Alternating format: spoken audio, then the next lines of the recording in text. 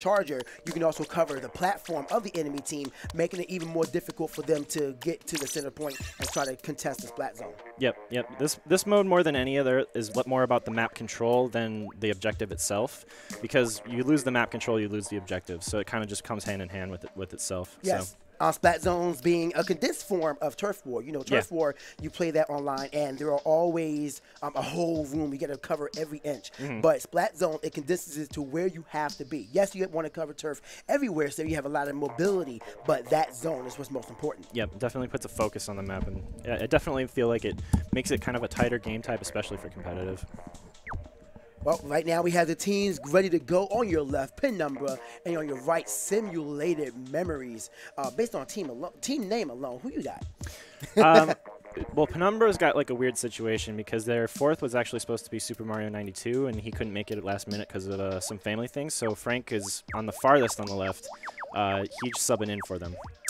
He's a very good long-range shooter, but he's a completely different play style than Mario, so we'll see how that works out for them. All right, hopefully he can meld with the team synergy, but the game has been selected. We are ready to go, and I can't wait to see the team synergy that these 8 players have brought to this first match.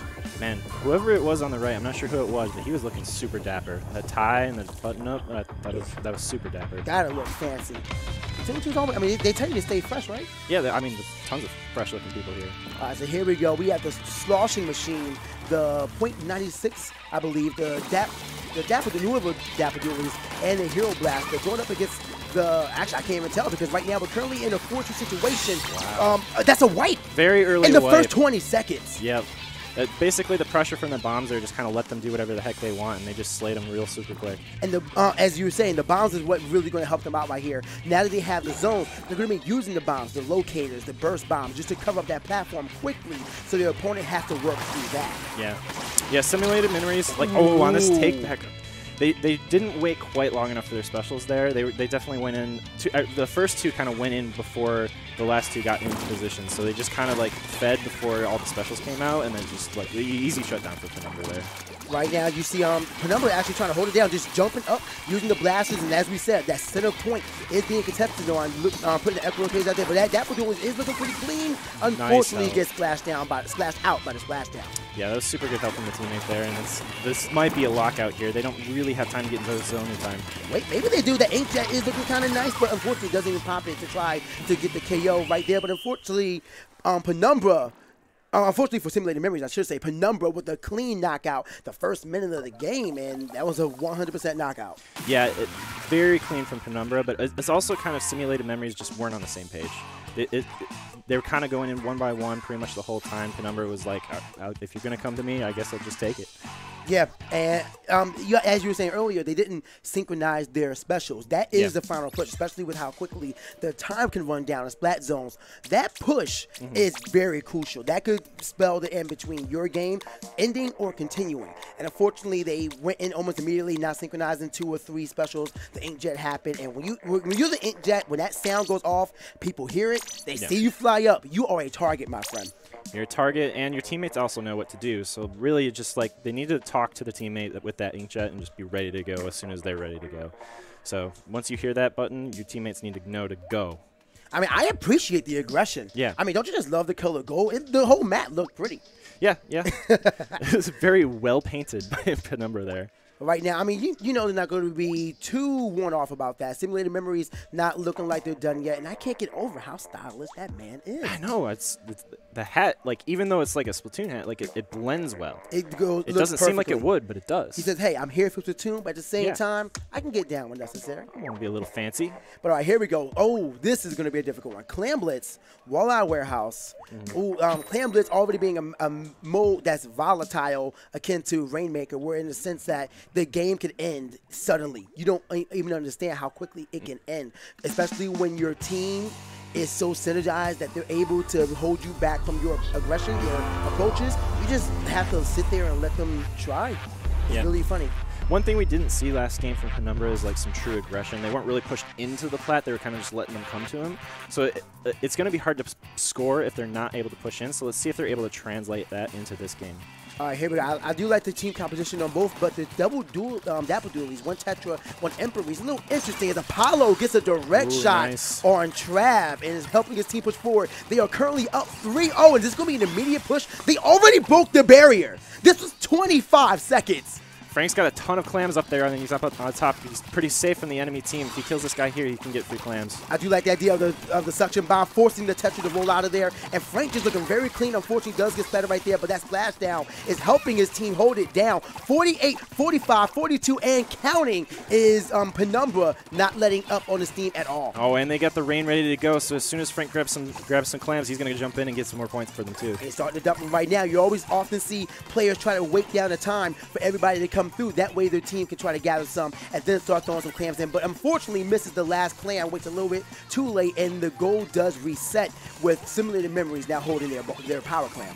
Yeah, on Clam Blitz, a score down to 30 off the first push is a huge, huge win for your team. Like, scoring on this map is actually super hard. I wouldn't be surprised if Penumbra doesn't even score for the rest of the game and they just play it smart and like try and keep holds of the clams so that the enemy team can't even score anything.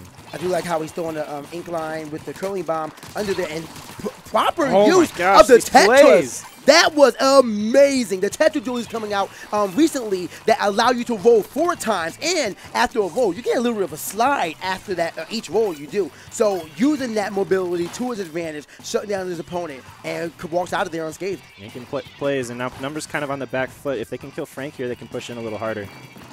We're going to see, look at Penumbra all together and starting to make a simulated push. I'm sorry, synchronized push, excuse me. Luxon over there covering the left side, having to get into a fight with Trav and loses it, but instantly gets caught up by Apollo. Yep, and Frank's trying to sneak past with the bubbles and trying to score a little bit. See if he can get through there. No, not quite. Lex is ready there. I've been through this before. Yeah. I understand what you're trying to do. Yeah, he didn't want that cheese to happen. And right now he is looking really fine, but that power clam missing its mark. But the splashdown is ready to go, forcing himself in, gets the double KO. The only one up is a Tetra dualie. Not going to be soon enough to stop him from popping the barrier. Now at 30 points with a 15-point penalty. Yeah, that was really clean play from the Blaster there. Able to play it around, use their special to clear the area, and then finally go for the throw. It was definitely a good adaptation to that initial miss throw. All right, Link's trying to just cover some turf, make some room for his team, but that Stingray is targeting him, letting him know exactly that, and he avoids it. Congrats. I've noticed playing on land that Stingray is a lot harder to get kills with. It's definitely not as consistent as it is online. I'm talking about getting splats. That is 20-0 near team white, and an instant power clam is going to shut it down. Penumbra with the 0-100 knockout. Penumbra is looking like a contender. It looks like they want to get first or second seed out of their bracket or out of their group. Whew. I mean, you said they had somebody fill in at the last second for their team. I think he's melding quite nicely. Yeah, it seems like they might be doing okay with that. Just a little bit. Yeah. You know what it was? They went for a power lunch. Yeah. Power lunch, and you know what they had? Yeah. Power clams. Oh. I'm sorry. That was corny. But regardless, this was a really good match. Penumbra is now up 2-0. We're going to go into the next match, which is going to be... I'm lost. Muscle Force TC. Oh, you're right. Yeah. All right, so Muscle Forge Tower Control. Muscle Forge Tower Control. Oh, this is going to be fun. Yeah. I was talking about this earlier back on Aeon stream in Wave 1. Wave A. Muscle Forge Fitness Tower Control is difficult because first you have to get the tower, and that center is very open. Even though it is, you have the corners, it's still pretty open from your bridge facing the other one. Once you get that, every single checkpoint is dangerous. Well, to be fair, once you get through the second checkpoint, the one that's right in the middle of the street, that one can kind of snowball pretty hard. Oh, it's just getting to that knockout after that gets really difficult. Yes, exactly, because when you're under there, you're essentially blind. You got to hope that whoever's up top is covering you. Meanwhile, if you're under there, you're just kind of covering turf, shooting ink in the air, and hoping that you're holding somebody back. Blasters will definitely shine in that scenario right there. But at the same time, if you have somebody coming down with, let's say, a Stingray or whatever, like that alley is just very dangerous. Yeah. But like you said, going over to the right, facing your opponent's base, the right side where it's open at, from that point on, it is essentially a snowball vibe. Yeah, it's the biggest key for both teams is going to be getting the push started in that first checkpoint, because like really, like, that's always the hardest part of it, and for me, just getting it started. Because unless you get a full wipe, it's easy for one person to stop it. So I think it's definitely the focus there is going to be getting a full wipe, or properly supporting each other as they push it down. Not to mention, such bombs also very helping that. Yeah, exactly. So we're going to see what these teams choose to do. We do have the Stingray out that's thanks to that sloshing machine, a weapon that is highly popular in high competitive Splatoon 2 right now. Not even just the sloshing machine itself, which is a very good weapon, but that Stingray, such a good, especially for tower control. Oh my God! How? We just started! Did he just get a triple kill with one sloshing machine? It was one slosh! I think the auto bomb got the double on the tower. And then, he sloshed the other guy, and then just like all happened within a single frame, like some sort of miracle. This is allowing them to make that push. The bomb rush is already up to getting the specials ready. That was what they needed. We just made this sound so dangerous. They just said, "What's the issue again?" I'm sorry. Did you say this was difficult? Look at Apollo doing what he has to do. And that was Frank, their last-minute sub-in, so definitely making plays for him. Shout out to Frank. Apollo using that rapid blaster to get around the corners to pressure the opponent. Once again, he is shining right now. Pressure. Again, at checkpoint, and this is another team wipe. It's 4-0. Bomb Rush is ready to go. They're not going to be able to make a push, and they're past the second checkpoint. They're now on the easiest part of tower control as Apollo is putting out bomb rushes to stop them, and he's doing so. Once again, a near team wipe. Oh my gosh, this pressure is insane. They're all the way spawn camping right now. I don't even know if they can get out in time to stop the tower. We might as well have a squid party at the moment. There we go. Apollo now letting him go. He is stopping it, and he's trying to hold him back. Rapid Blaster, Rapid Blaster in close range. Oh, this is fun. Let's go. Look at him go. They can't do it. This is fantastic. He just walks. Oh, look, we're looking at a squid party now. Oh, watch out for that auto. Oh, unfortunately. Oh, the mine. I think he got it with the Ink Mine. Yep. Clever. I love it. Ink Mine doing 30% of damage when it actually goes off, as well as getting location, as Frank right now is still showing off. Their pickup is picking up some KOs for their team. Wow. And I think Penumbra got the KO. Yeah, they did. Yep. That was super clean set for them. Just make us look like we're silly. We have no idea what we're talking about. Oh, this is volatile. Oh, first checkpoint and second checkpoint. Yeah, it's going to be difficult. No, it's all easy for them, apparently. Yeah, that triple KO in the beginning is what cinched it. Oh, yeah. It put them on the back foot so hard they had no way to come back, especially with the pressure from the Rapid.